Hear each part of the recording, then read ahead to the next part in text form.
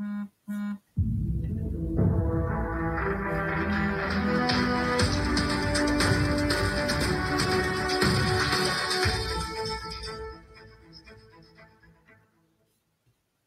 الله الرحمن الرحيم.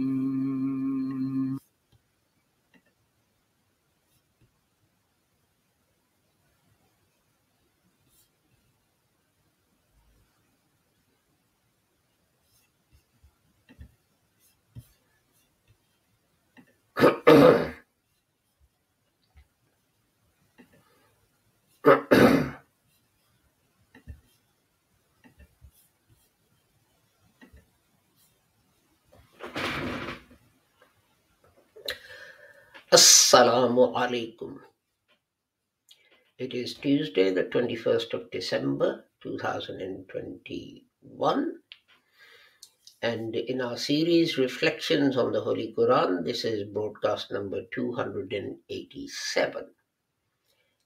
And we'll start discussing verse 97 of chapter 2 of the Holy Quran today.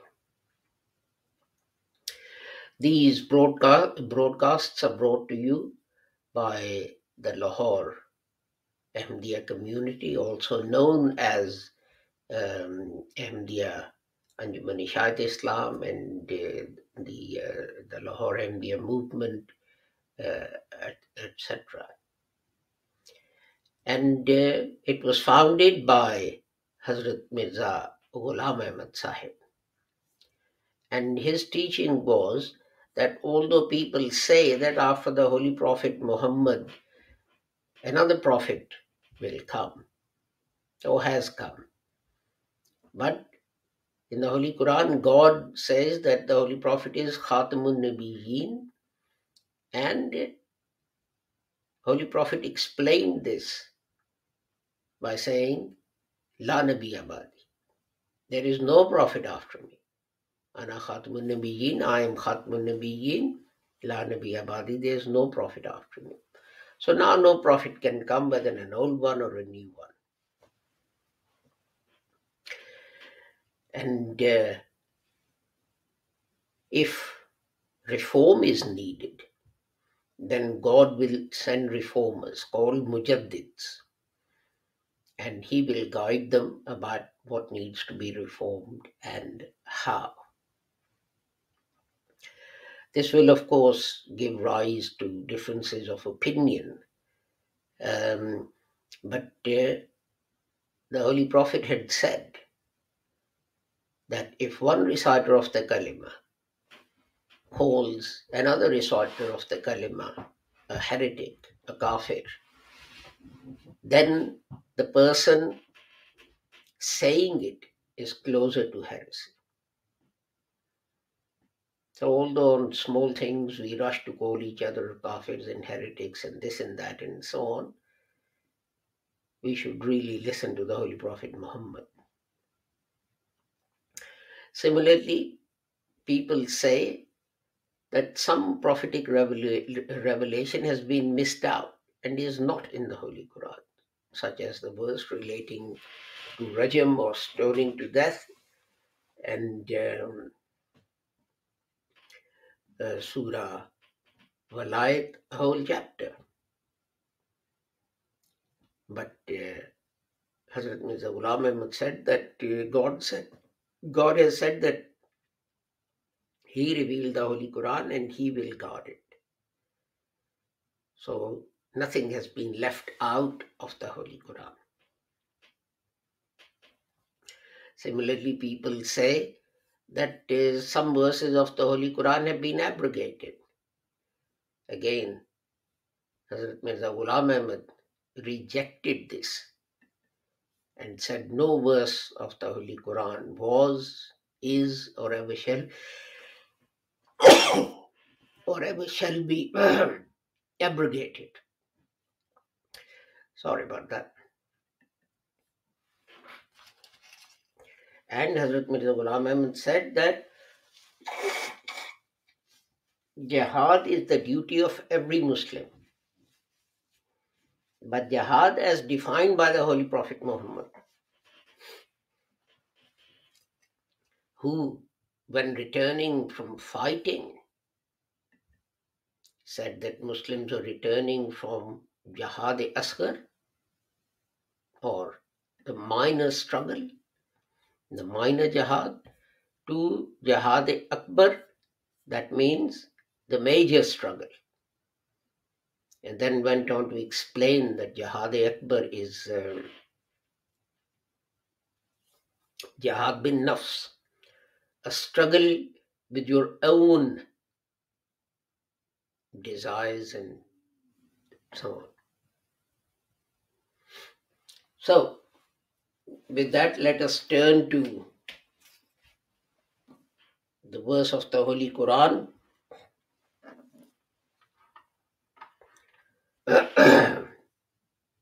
It is 97. This starts a new section of the chapter. أعوذ بالله من الشيطان الرجيم بسم الله الرحمن الرحيم قل من كان عدوا لجبريل فإنه نزله على قلبك بإذن الله مصدقا لما بين يديه وهدى وبشرى للمؤمنين. Say, whoever is an enemy of Gabriel, for surely he revealed it to your heart by Allah's command, verifying that which is before it, and a guidance and glad tidings for the believers. So, I'm not going to look at words like qul, which simply means say, man kana, and so we'll go to word number 4, adun. And I was hoping to go through another word, but I didn't have time during the Urdu part of the broadcast. So we'll restrict ourselves to this word in the English version of the broadcast as well.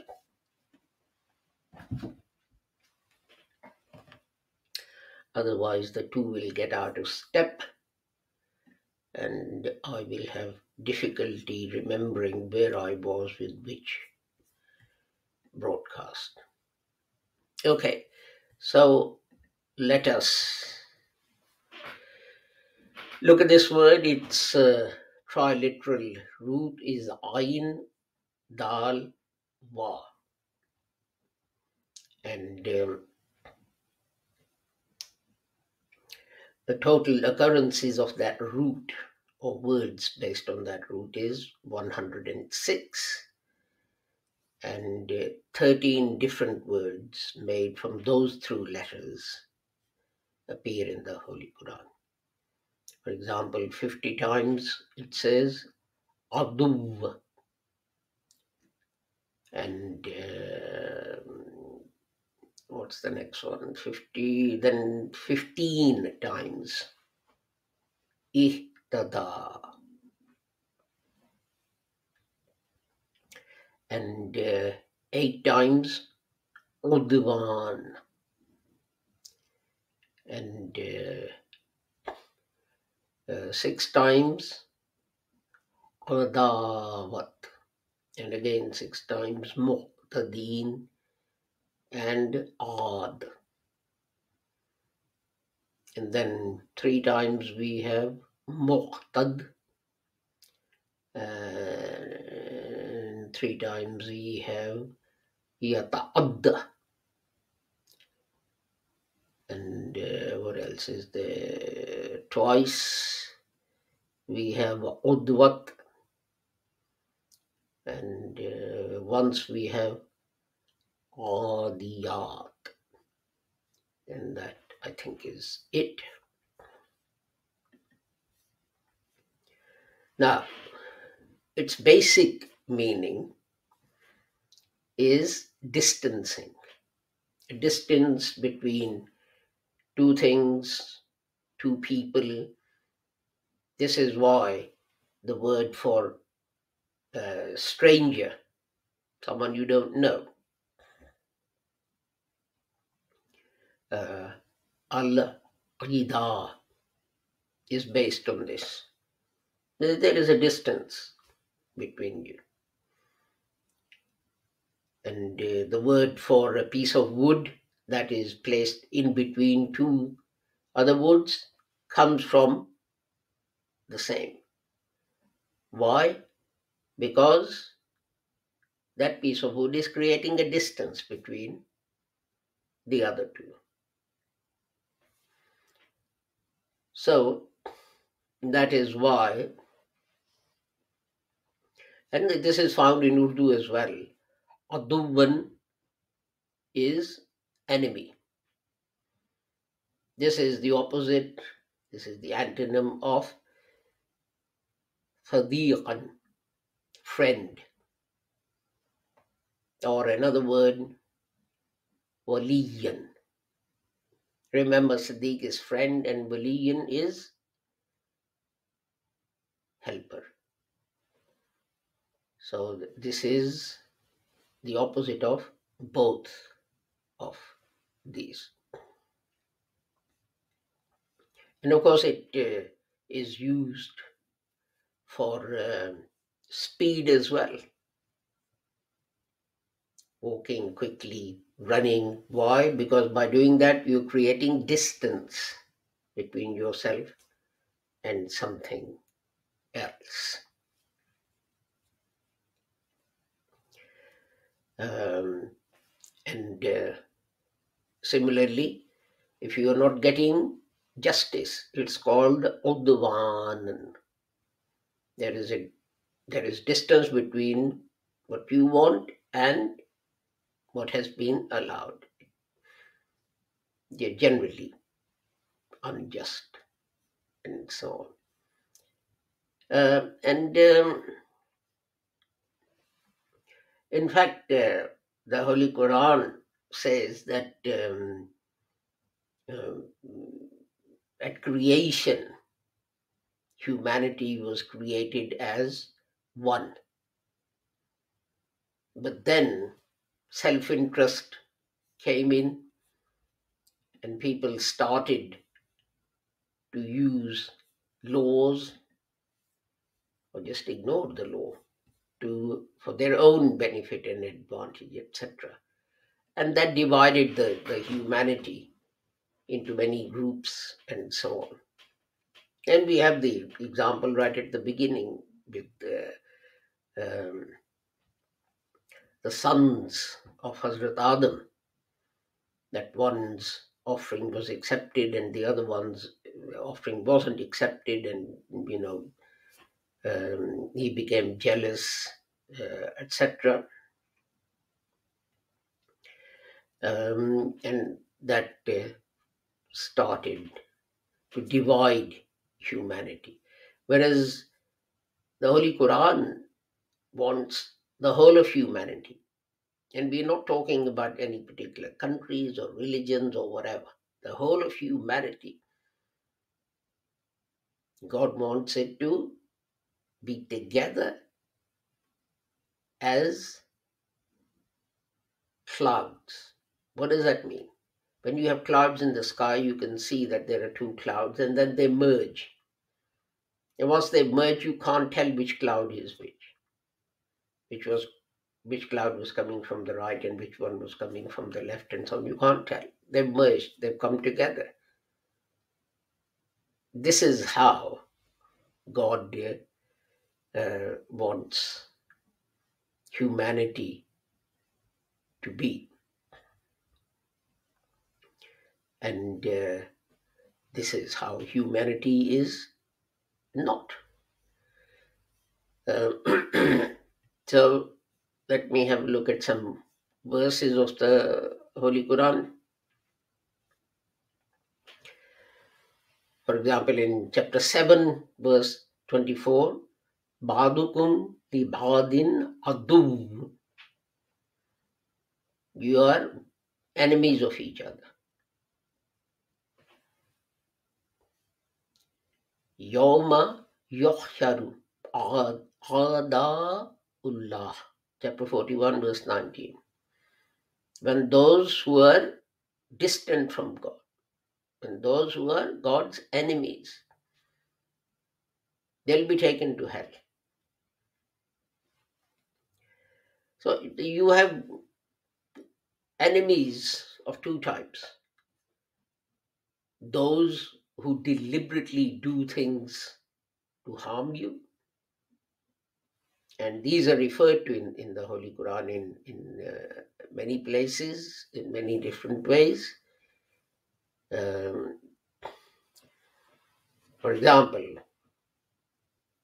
جَعَلْنَا لِكُلِّ نَبِيٍّ عَدُوًّا مِّنَ الْمُجْرِمِينَ. Chapter 25, verse 31. From the sinners, from among the sinners, we came enemies of the prophets. In another place, God says, Aduvum wa shayateen insi wal jinni. Then from the devils. And it doesn't necessarily mean devil in itself as we know it, but people, human beings who possess an evil nature. And the jinn, there were enemies of the prophets. So these are enemies who deliberately set out to do you harm. You know, the obvious example is people of Makkans, who did everything they could to harm Muslims and the Holy Prophet Muhammad. When they were in Makkah, they were tortured and persecuted and killed even. When they left Makkah, when some of them went to Abyssinia, the Quraysh pursued them to try and get them back. When Muslims went and found sanctuary in Medina, then the Quraysh attacked Medina. So they were actively pursuing a policy of enmity and hatred and so on. Now then you have another type of enemy who doesn't sort of actively pursue a policy to hurt or harm you, but what he does is he's disinterested in anything to do with you. And really, the harm that he does is just as bad as any enemy who'd set out to harm you. I mean, for example, if you fall down the stairs, there's no one else in the house, and you break your leg, and you can't get to the phone, or you can't get to anything, and for some reason your front door is open, and someone peeks in, sees you lying there, and doesn't do anything. Doesn't ask, are you okay? Do you need any help? Whatever. Just leaves you lying there. Now, he is doing as much harm to you as someone who would have set out to harm you. And the Holy Quran refers to such people as فَإِنَّهُمْ عَدُوٌّ لِّي إِلَّا رَبَّ الْعَالَمِينَ. chapter 26, verse 77, that they are my enemies, they are against me, but Rab is with me. My Lord is with me. He is my friend. And interestingly, and this is something people ignore, it's not mentioned very much anywhere. In chapter 64, verse 14, God warns, says, Aduwallakum fakhzaruhum. This is about your own progeny, your children, that be careful of them. They too are your enemies. You may be surprised and you may think, hang on, how can your kids be your enemies? But what you got to think is what God has in mind, so to speak. What God is saying is that I have made it a duty for you to speak the truth, to be just, to do the right thing. And what can happen is that your love for your family, for your children, may lead you astray. You wouldn't do or say anything wrong to get benefit yourself. But when it comes to your kids, you may do something wrong. You know, there are no witnesses to your child having committed murder. And the child says, well, I was at home with mom and dad watching television. And all you have to do is go to court and say, yeah, he was there. And there is no other evidence. What will you do? Will you do the right thing and speak the truth, or will you lie? That is the crux of the matter. That is what the Holy Quran is saying. That you will be tempted to lie to save your child. And there was in the UK some years ago a great debate that went on because a lady found that her child was selling drugs. So she reported her child to the police. And that started a great debate in the newspapers and television and so on. Well, it's parents' job to protect their children and so on. And this lady reported her son to the police and he ended up in jail and all this kind of thing. What kind of mother is she? And so on and so forth. No one asked what kind of son it was that who was going around destroying the lives of other children. There were other mothers and fathers who had children whose lives were being destroyed by this guy's supply of drugs. And this is what the Quran says, that yes, he is your child. But every person has a duty to the whole of humanity. And that's the thing that people forget. And there is another verse in the Holy Quran. وَلَا تُمْسِكُوهُنَّ دِرَارًا لِتَعْتَدُوا. Chapter 2, verse 231.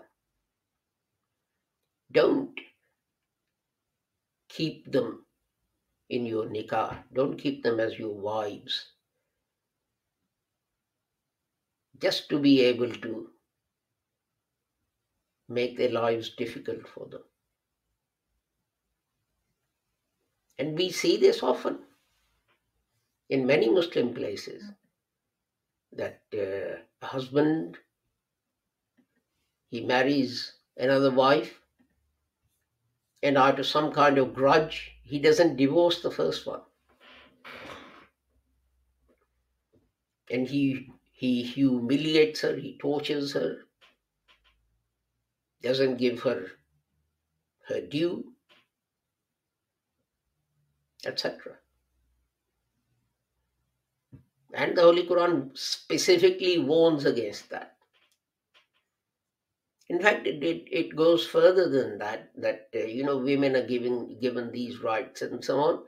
And we proudly announce to the West and to everyone else that, look, Islam, it allows women divorce, and it allows divorced women to marry again, and it allows widows to marry again, and so on. But it's one thing to write such things in books.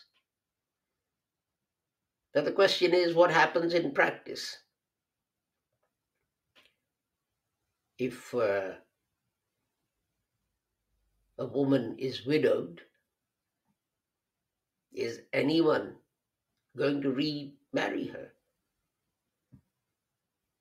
And I say many times that those of us who embraced Islam and were originally came from Hinduism, etc. What we've done is we've changed our names, but we've retained all the rituals and ideas and things of the Hindu community. We say in theory, oh yeah, a widow can remarry. Oh yeah, a woman, if she's not happy, she's entitled to divorce and remarriage and so on. But the Hindu custom is that a widow does not remarry. A woman can't divorce, and no one marries a divorced woman. And we have exactly the same thing. Although we say, oh, well, in the book it says.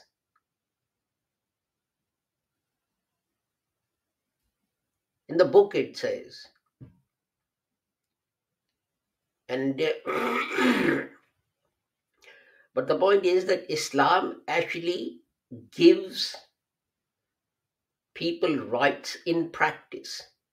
This is why the Holy Prophet Muhammad, when he married Hazrat Khatija, she'd been widowed twice.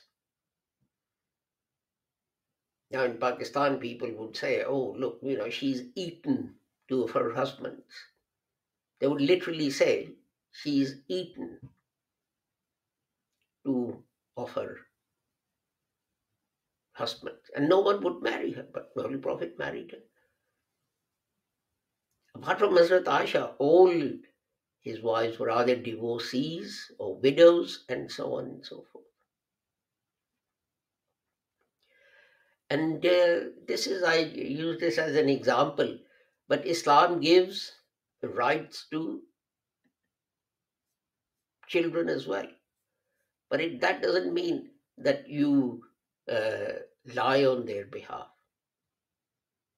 That means a child has a right to expect a good upbringing, a good education, to be taught right from wrong. And we saw yesterday that this Indian director has been nominated for an Oscar, and he was telling his story. And he was at primary school and he had to leave school and get a job laboring. And then he started studying as well, and etc., etc. It's a long story. But the point is this, that if it wasn't the parents, but the society that was oppressing that child. His father earned so little that they there was no way of putting food on the table without sending his little kid, who should be at school, to go labor. And we see this. You see, the West makes so much noise about, you know, there shouldn't be any child labor and so on. And in a Panorama program, they interviewed the owner of a factory. And they said, "Aren't you ashamed that there are children working here?" And he said, "Why should I be ashamed? You're the ones who should be ashamed. When your business managers and buyers and directors come to me and they drive down the price, drive down the price, drive down the price, don't they know that an adult can't work at those prices?" They know full well. And he said that, and the Panorama guy said, "Yeah, but well, they come and inspect your factories." And they said, yeah, and the guy said, "Yes. They ring me and they tell me that in 2 weeks they're going to come and inspect my factory on this day at this time. So I make sure that on that day at that time there are no kids working in the factory. They come, they see all adults, and that eases their conscience." And he says, they know it's children working. But then he also pointed out, what would these children do? Their parents can't afford to send them to school. They'll just roam the streets. Because both the West is exploiting them and their own society is exploiting them. At least if they are working, they're contributing to the household expenditure and not roaming the streets and fighting and throwing stones and stealing and so on. I suppose that has some merit to it, very little, but some. But the best thing would be for these people, for these children, to be gaining knowledge and guidance in school. And this is what God refers to, and I end with these two verses of the Holy Quran, chapter 2, verse 2 to 9. Tilka hududullahi fala ta'taduha. These are the God's limits, so do not transgress. Chapter 3, verse 7. Fa'ulaika humul adun. They have exceeded the bounds that God has set. And it is very sad that people who purport to be Muslims are oppressing those who need support and not oppression. They need help. They need a living wage. Children need to be educated and in school so that they can better themselves and so on. We've slightly gone over our time, so I take my leave of you with a prayer that whoever you are, regardless of your religion, sect, nationality, color, creed, caste, may Allah keep the whole of humanity under His protection and free from harm, and give them common sense to see that we only have this little planet